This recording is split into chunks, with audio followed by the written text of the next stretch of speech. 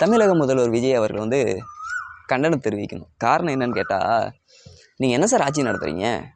கூட எவ்வளோ பெரிய ஆளுமைகளை வச்சுக்கிட்டு நீங்கள் வெளியே கடன் வாங்குறீங்களே, இதெல்லாம் அவங்களுக்கு தெரிஞ்சு அசிங்கப்பட மாட்டாங்க? கொஞ்சம் கேவலமாக இருக்காது? குறிப்பாக யாரை சொல்லணும் அப்படின்னா, விருதை மகள் கீர்த்தனா. எங்கள் அக்கா விருதை மகள் கீர்த்தனா ஒரு ஆள் போதும். ஒரு ரீல்ஸ் போட்டாலே 1000 கோடியை கொண்டு வந்து முதலீடாளர் இங்கே வர்றதுக்கு ரெடியாக இருக்காங்க. அதை விட்டுப்புட்டு 10 ரீல்ஸை போட சொல்கிறத விட்டுப்புட்டு நீங்கள் 20,000 கோடிக்கு மேலே கடன் வாங்கி வச்சுருக்கீங்களே, என்ன சார் நியாயமா சார் இது? ஏக்கா விருதை மகள் கீர்த்தனா, கவலைப்படாத, நான் உனக்காக சப்போர்ட் பண்ணுறேன், சரியா? அதே மாதிரி மதுரை மக்கள் உங்கள் மேலே கொஞ்சம் கடுப்பில் தான் இருக்கேன் நான். என்னையா நீங்கள் ஒரு அமைச்சர் வந்தால் எப்படி பண்ணணும், ஒரு எம்எல்ஏ வந்தால் எப்படி பண்ணணும்னு தெரியாதா? ஒரு அமைச்சர் உங்கள் ஊருக்கு வர்றாரு, அவர் தங்க வைக்கிறதுக்கு ஒரு ரூம் எடுக்க மாட்டீங்களாயா? அவரை கொண்டு போய் சமண படுக்கையில் படுக்க வச்சுருக்கீங்க. இதெல்லாம் அவர் மனசை புண்படுமா புண்படாதா? என்னையா நீங்கள்? சேரைட்டு அது அவங்க தனிப்பட்ட பஞ்சாயத்து, அதுக்குள்ளே நான் போக வேண்டாம்.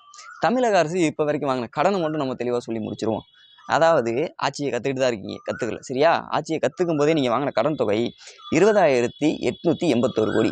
ஆட்சியை கற்றுக்கிட்டு இருக்கும்போதே, இந்த கற்றுக்கிட்டு இருக்கும்போது வாங்கின கடன் தொகை இருக்குல்ல, இதே நிலை ஒரு வருஷத்துக்கு நீடிச்சிச்சு அப்படின்னா நீங்கள் வாங்கக்கூடிய கடன் தொகை 1,12,036 கோடி ஒரு வருஷத்துக்கு. இதே இது நீங்கள் ஆட்சி முடிகிறது வரைக்கும் நீங்கள் ஆட்சியை கற்றுக்கிட்டே இருந்தீங்கன்னு வைங்களேன், நீங்கள் வாங்கக்கூடிய கடன் தொகை 5,60,60,180 கோடி. ஆட்சியை கற்றுக்கிட்டு இருக்கீங்க இல்லையா? இதுக்கு நீங்கள் வட்டி கட்டுறீங்க இல்லையா?